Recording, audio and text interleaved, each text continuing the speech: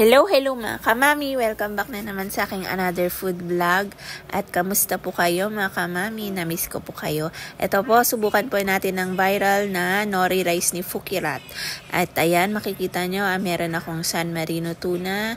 Dilagyan ko po ng cheese whiz, ng mayonnaise, at ng mga 3 takal ng kanin. At ayan, pinaghalo-halo ko lang po siya mga kamami. Halu-haluin po natin dahil ganyan po yung nakita ko sa video ni Fukirat. At ayan, talaga namang marami na akong gumagaya, kaya po napagaya na rin po ako mga kamami dahil napakadali lang naman po.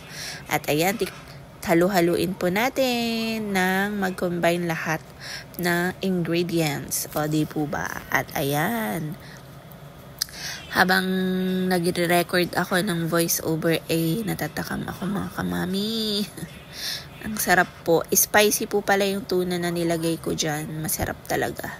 At ayan, mag-combine lang siya ng all together. Para happy na. O, di po ba? At ayan, nag-combine na nga po siya mga kamami. Haluin natin ng very bongga.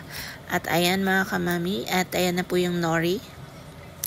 Pasensya na kayo mga kamami dahil hawak ko po ang cellphone habang binibidyo ko, kaya yan.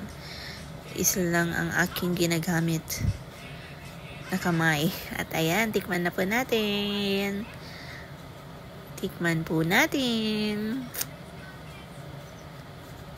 Sarap. Thank you po for watching. God bless.